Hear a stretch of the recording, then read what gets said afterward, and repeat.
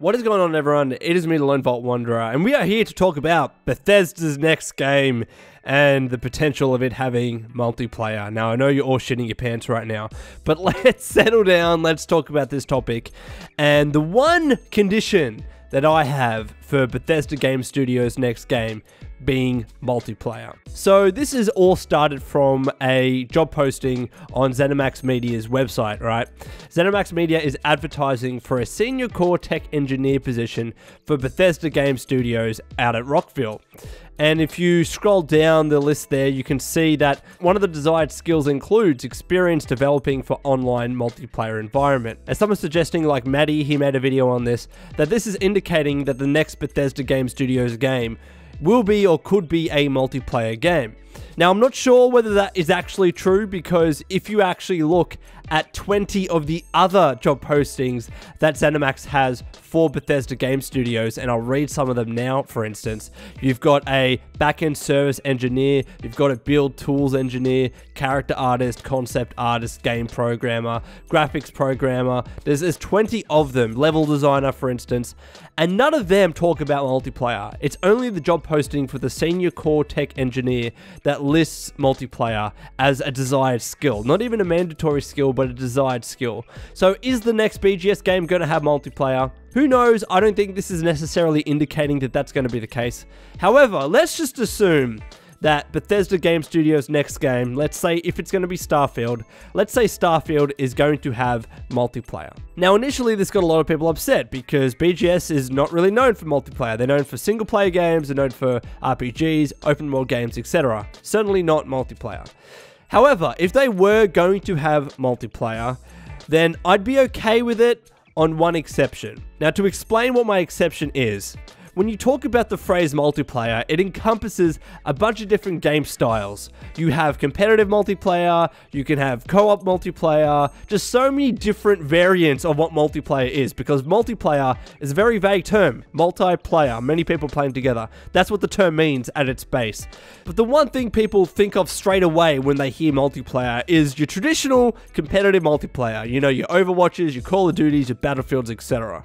But obviously, that's not all what multiplayer refers to. There are a bunch of other game styles that are encompassed within that phrase. It's very loose, it's very general. And one of those game styles is cooperative campaign. After all, it's still technically multiplayer because you are playing with multiple other people, potentially from 2 people to 3, maybe even 4 people in total. So I titled this video that I'll accept multiplayer on one condition, and that is, it can't be that kind of competitive Call of Duty, Battlefield multiplayer. Especially from BGS, because we've seen in the past a lot of games that have been well known for single player from the beginning, from the very first games, and then they try to veer off into doing a multiplayer, or doing at least a multiplayer mode, and doing the traditional deathmatch style multiplayers and Call of Duty multiplayers, etc., all that kind of stuff. And 2 examples that come to my mind straight away are Assassin's Creed and BioShock. Assassin's Creed, after Assassin's Creed 2, implemented a multiplayer mode. BioShock with BioShock 2 also implemented a multiplayer mode.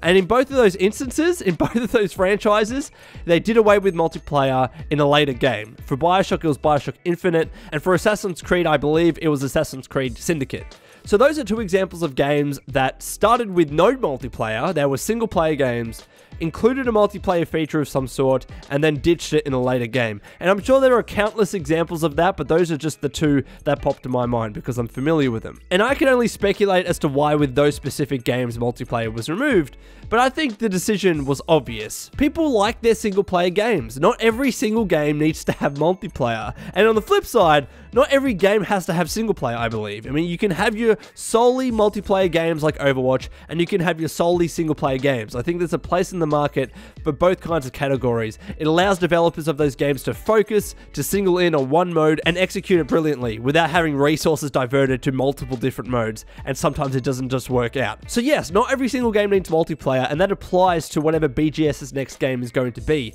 But more to the point, for BGS is really known as your typical single player, as your typical RPG developer, open world. They're single player experiences that you play on your own to get away from the bullshit of real life, to get away from some of the BS of playing multiplayer games online, particularly competitively, when you're dealing with other people yelling at stuff at you through the mic, all of that. BGS is a developer of those kinds of single player games. And because they build a fan base around the games they develop, if they switch it up, then you're going to have a lot of hardcore fans that are disenfranchised and that are not happy because they've grown accustomed to a certain kind of game, and to have it veer off so vastly, I can understand why many fans will get upset about that. And I would agree with that with BGS games when it comes down to your competitive deathmatch multiplayer style. But because multiplayer is a loose term, if the next BGS game is going to have a multiplayer component, the one condition that I have for me personally, not everyone, but me personally being okay with it,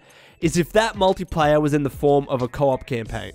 I'm not talking about your Call of Duty, Battlefield, Overwatch style multiplayer. I don't want to really see that in a BGS game, to be honest. You know, Activision and Blizzard and EA with Battlefield, they can deal with that game mode and they do it very well, okay? But what I wouldn't mind, I'm not pushing it, I'll be very happy to see another single player game released by BGS, and I wouldn't bat an eye, right?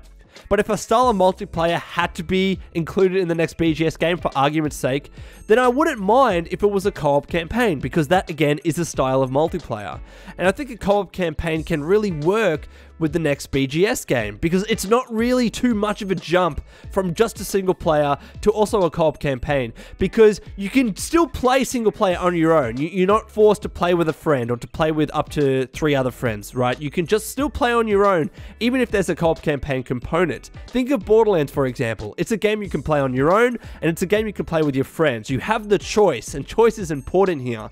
So if the next BGS game did have a multiplayer component, that being cooperative campaign, then I wouldn't mind if it was a choice for you to just play on your own or to play with your friends. Because as we all know, when you play a game with your friends, it can really increase the enjoyment of that game tenfold, because you're experiencing a potentially great game with your mates, and it's usually just a fun time. This is why people like to stream their games, because they feel like they're playing the same game, even a single player game, with each other. And with a BGS style game, I think that could work. I think it could work just like it works in Borderlands, for instance. And co-op campaign games are slowly dying. You see less and less of them, particularly on a AAA level nowadays. And really the biggest game that I can think of that does that is Borderlands, and that's why I keep bringing up the example. But if we're talking about the next BGS game, and mind you, that being Starfield, because I think that's a safe bet, you're not really risking a long-established franchise like a Fallout or an Elder Scrolls. I think it could be a good place to start and experiment with that. If it works, it works. If it doesn't, it doesn't. And even if it doesn't work, you can still have people just play the single-player component with no friends, and that's it.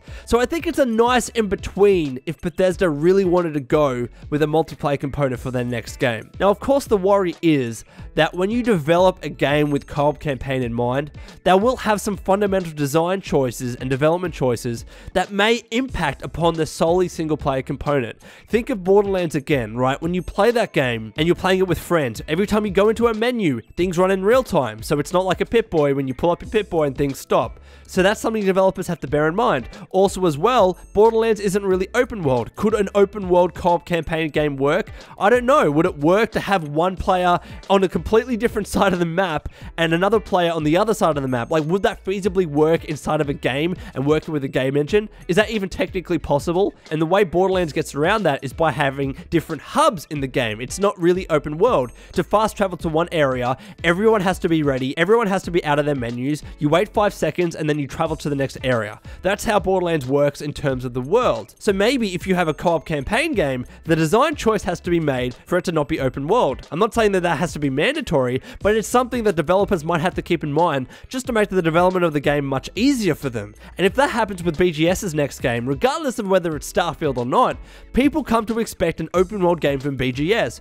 So people might be upset about that. They might stay away. They might give a lot of hate. And again, understandably so. So there's a lot of things that need to be balanced here, but this video was made on the assumption that if BGS's next game had to have a multiplayer component, for argument's sake, this is what I would choose. This would be the condition that I'd have. This would be the compromise that I would try and reach. So let me know what you think in the comments below. Of course, we're not talking about whether you think BGS's next game should have or shouldn't have multiplayer. I'm sure the resounding answer is going to be no in that case, right? What I'm asking is that if BGS's next game, for the purposes of this discussion, had to have multiplayer, what kind of multiplayer would you want? Would you want a traditional deathmatch style multiplayer? Would you want a co-op campaign? Let me know in the comments below. And until next time, this has been the Lone Vault Wanderer. Please take care of yourself, and would you kindly keep fighting the good fight.